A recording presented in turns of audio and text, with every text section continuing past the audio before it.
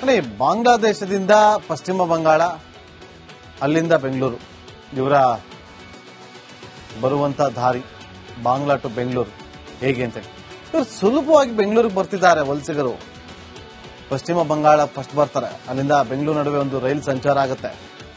ಆ ರೈಲಲ್ಲಿ ಬರ್ತಾರೆ. ರಾಷ್ಟ್ರೀಯ ಭದ್ರತೆಗೆ ಒಂದು ರೀತಿಯಲ್ಲಿ ಸವಾಲಾಗ್ತಾ ಇದೆ ವಿಚಾರ. ಈ ರೈಲು ಅದೇ ರೈಲನ್ನ ಬಳಸಿ ಬೆಂಗಳೂರಿಗೆ ಬರ್ತಿದ್ದಾರಂತೆ ಬಾಂಗ್ಲಾದೇಶಿಗಳು. ಪಶ್ಚಿಮ ಬಂಗಾಳ ಟು ಬೆಂಗಳೂರು ಮಧ್ಯೆ 15ರಿಂದ 17 ರೈಲುಗಳು ಸಂಚಾರ ಮಾಡುತ್ತೆ. ಇದೇ ಮಾರ್ಗ ದುರುಪಯೋಗ ಮಾಡಿಕೊಳ್ತಾ ಇದ್ದಾರಂತೆ ಈ ವಲಸಿಗರು. ಅಂತಾರಾಷ್ಟ್ರೀಯ ಗಡಿಗಳಲ್ಲಿ ಅಕ್ರಮವಾಗಿ ನುಸುಳಿಕೊಂಡು ಬಂದು ಅದೇ ರೈಲನ್ನ ಬಳಸಿ ದಕ್ಷಿಣ ಭಾರತದ ಒಳಗೆ ನುಸುಳುತ್ತಿದ್ದಾರಂತೆ. ಕಠಿಣ ಕ್ರಮ ಕೈಗೊಳ್ಳದೇ ಇದ್ರೆ ಬಾಂಗ್ಲಾದೇಶ ಆಗ್ಬಿಡುತ್ತೆ ಬೆಂಗಳೂರು.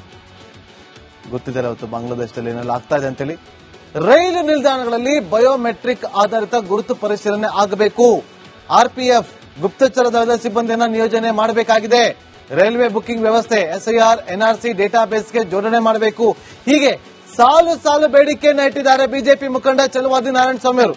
ಅಷ್ಟೇ ಅಲ್ಲ, ಎರಡೆರಡು ಪತ್ರಗಳನ್ನು ಬರೆದಿದ್ದಾರೆ. ಒಂದು ಕೇಂದ್ರ ರೈಲ್ವೆ ಸಚಿವರಿಗೆ, ಅದೇ ರೀತಿಗೆ ಕೇಂದ್ರ ರಾಜ್ಯ ರೈಲ್ವೆ ಖಾತಾ ಸಚಿವರಿಗೆ ವಿ ಸೋಮಣ್ಣ ಅವರಿಗೆ ಪತ್ರವನ್ನ ಬರೆದಿದ್ದಾರೆ.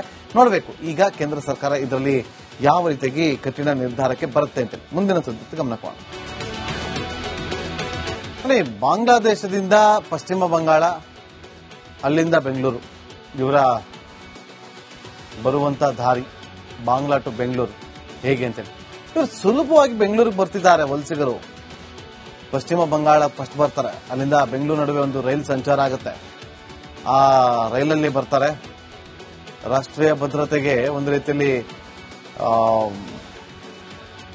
ಸವಾಲಾಗ್ತಾ ಇದೆ ವಿಚಾರ.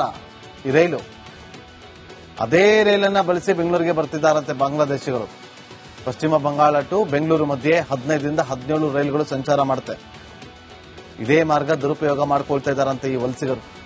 ಅಂತಾರಾಷ್ಟ್ರೀಯ ಗಡಿಗಳಲ್ಲಿ ಅಕ್ರಮವಾಗಿ ನುಸುಳಿಕೊಂಡು ಬಂದು ಅದೇ ರೈಲನ್ನ ಬಳಸಿ ದಕ್ಷಿಣ ಭಾರತದ ಒಳಗೆ ನುಸುಳುತ್ತಿದ್ದಾರಂತೆ. ಕಠಿಣ ಕ್ರಮ ಕೈಗೊಳ್ಳದೇ ಇದ್ರೆ ಬಾಂಗ್ಲಾದೇಶ ಆಗ್ಬಿಡುತ್ತೆ ಬೆಂಗಳೂರು. ಗೊತ್ತಿದೆ ಇವತ್ತು ಬಾಂಗ್ಲಾದೇಶದಲ್ಲಿ ಏನೆಲ್ಲ ಆಗ್ತಾ ಇದೆ ಅಂತೇಳಿ.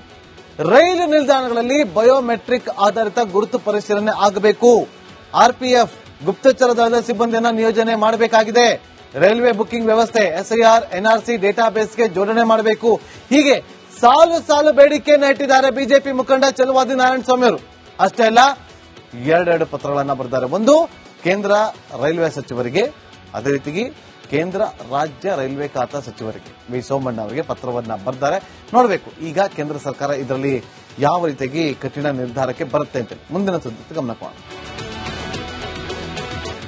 ಬಾಂಗ್ಲಾದೇಶದಿಂದ ಪಶ್ಚಿಮ ಬಂಗಾಳ, ಅಲ್ಲಿಂದ ಬೆಂಗಳೂರು, ಇವರ ಬರುವಂತ ದಾರಿ ಬಾಂಗ್ಲಾ ಟು ಬೆಂಗಳೂರು ಹೇಗೆ ಅಂತ ಇವರು ಸುಲಭವಾಗಿ ಬೆಂಗಳೂರಿಗೆ ಬರ್ತಿದ್ದಾರೆ. ವಲಸಿಗರು ಪಶ್ಚಿಮ ಬಂಗಾಳ ಫಸ್ಟ್ ಬರ್ತಾರೆ, ಅಲ್ಲಿಂದ ಬೆಂಗಳೂರು ನಡುವೆ ಒಂದು ರೈಲು ಸಂಚಾರ ಆಗುತ್ತೆ. ಆ ರೈಲಲ್ಲಿ ಬರ್ತಾರೆ. ರಾಷ್ಟ್ರೀಯ ಭದ್ರತೆಗೆ ಒಂದು ರೀತಿಯಲ್ಲಿ ಸವಾಲಾಗ್ತಾ ಇದೆ ವಿಚಾರ. ಈ ರೈಲು ಅದೇ ರೈಲನ್ನ ಬಳಸಿ ಬೆಂಗಳೂರಿಗೆ ಬರ್ತಿದ್ದಾರಂತೆ ಬಾಂಗ್ಲಾದೇಶಿಗಳು. ಪಶ್ಚಿಮ ಬಂಗಾಳ ಟು ಬೆಂಗಳೂರು ಮಧ್ಯೆ 15ರಿಂದ 17 ರೈಲುಗಳು ಸಂಚಾರ ಮಾಡುತ್ತೆ. ಇದೇ ಮಾರ್ಗ ದುರುಪಯೋಗ ಮಾಡಿಕೊಳ್ತಾ ಇದ್ದಾರಂತೆ ಈ ವಲಸಿಗರು. ಅಂತಾರಾಷ್ಟ್ರೀಯ ಗಡಿಗಳಲ್ಲಿ ಅಕ್ರಮವಾಗಿ ನುಸುಳಿಕೊಂಡು ಬಂದು ಅದೇ ರೈಲನ್ನ ಬಳಸಿ ದಕ್ಷಿಣ ಭಾರತದ ಒಳಗೆ ನುಸುಳುತ್ತಿದ್ದಾರಂತೆ. ಕಠಿಣ ಕ್ರಮ ಕೈಗೊಳ್ಳದೇ ಇದ್ರೆ ಬಾಂಗ್ಲಾದೇಶ ಆಗ್ಬಿಡುತ್ತೆ ಬೆಂಗಳೂರು. ಗೊತ್ತಿದೆ ಇವತ್ತು ಬಾಂಗ್ಲಾದೇಶದಲ್ಲಿ ಏನೆಲ್ಲ ಆಗ್ತಾ ಇದೆ ಅಂತೇಳಿ. ರೈಲು ನಿಲ್ದಾಣಗಳಲ್ಲಿ ಬಯೋಮೆಟ್ರಿಕ್ ಆಧಾರಿತ ಗುರುತು ಪರಿಶೀಲನೆ ಆಗಬೇಕು. ಆರ್ಪಿಎಫ್ ಗುಪ್ತಚರ ದಳದ ಸಿಬ್ಬಂದಿಯನ್ನು ನಿಯೋಜನೆ ಮಾಡಬೇಕಾಗಿದೆ. ರೈಲ್ವೆ ಬುಕಿಂಗ್ ವ್ಯವಸ್ಥೆ, ಎಸ್ಐಆರ್, ಎನ್ಆರ್ಸಿ ಡೇಟಾಬೇಸ್ಗೆ ಜೋಡಣೆ ಮಾಡಬೇಕು. ಹೀಗೆ ಸಾಲು ಸಾಲು ಬೇಡಿಕೆಯನ್ನು ಇಟ್ಟಿದ್ದಾರೆ ಬಿಜೆಪಿ ಮುಖಂಡ ಚಲುವಾದಿ ನಾರಾಯಣ ಸ್ವಾಮಿ ಅವರು. ಅಷ್ಟೇ ಅಲ್ಲ, ಎರಡೆರಡು ಪತ್ರಗಳನ್ನು ಬರೆದಿದ್ದಾರೆ. ಒಂದು ಕೇಂದ್ರ ರೈಲ್ವೆ ಸಚಿವರಿಗೆ, ಅದೇ ರೀತಿಗೆ ಕೇಂದ್ರ ರಾಜ್ಯ ರೈಲ್ವೆ ಖಾತಾ ಸಚಿವರಿಗೆ ವಿ ಸೋಮಣ್ಣ ಅವರಿಗೆ ಪತ್ರವನ್ನ ಬರೆದಿದ್ದಾರೆ. ನೋಡಬೇಕು ಈಗ ಕೇಂದ್ರ ಸರ್ಕಾರ ಇದರಲ್ಲಿ ಯಾವ ರೀತಿಯಾಗಿ ಕಠಿಣ ನಿರ್ಧಾರಕ್ಕೆ ಬರುತ್ತೆ ಅಂತ. ಮುಂದಿನ ಸುದ್ದಿ ಗಮನ ಕೊಡೋಣ. ಬಾಂಗ್ಲಾದೇಶದಿಂದ ಪಶ್ಚಿಮ ಬಂಗಾಳ, ಅಲ್ಲಿಂದ ಬೆಂಗಳೂರು, ಇವರ ಬರುವಂತ ದಾರಿ ಬಾಂಗ್ಲಾ ಟು ಬೆಂಗಳೂರು ಹೇಗೆ ಅಂತ ಇವರು ಸುಲಭವಾಗಿ ಬೆಂಗಳೂರಿಗೆ ಬರ್ತಿದ್ದಾರೆ. ವಲಸಿಗರು ಪಶ್ಚಿಮ ಬಂಗಾಳ ಫಸ್ಟ್ ಬರ್ತಾರೆ, ಅಲ್ಲಿಂದ ಬೆಂಗಳೂರು ನಡುವೆ ಒಂದು ರೈಲು ಸಂಚಾರ ಆಗುತ್ತೆ. ಆ ರೈಲಲ್ಲಿ ಬರ್ತಾರೆ. ರಾಷ್ಟ್ರೀಯ ಭದ್ರತೆಗೆ ಒಂದು ರೀತಿಯಲ್ಲಿ ಸವಾಲಾಗ್ತಾ ಇದೆ ಈ ವಿಚಾರ.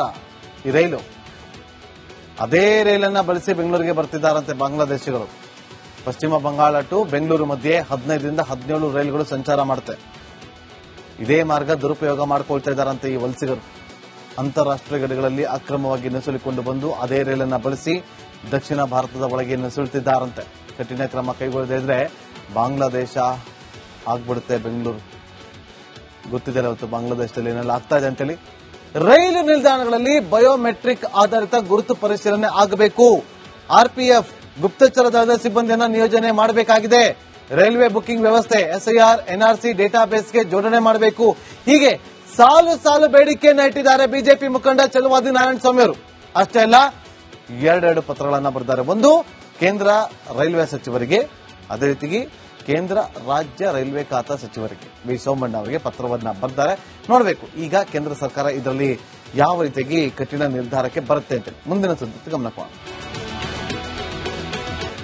ಬಾಂಗ್ಲಾದೇಶದಿಂದ ಪಶ್ಚಿಮ ಬಂಗಾಳ, ಅಲ್ಲಿಂದ ಬೆಂಗಳೂರು, ಇವರ ಬರುವಂತ ದಾರಿ ಬಾಂಗ್ಲಾ ಟು ಬೆಂಗಳೂರು ಹೇಗೆ ಅಂತ.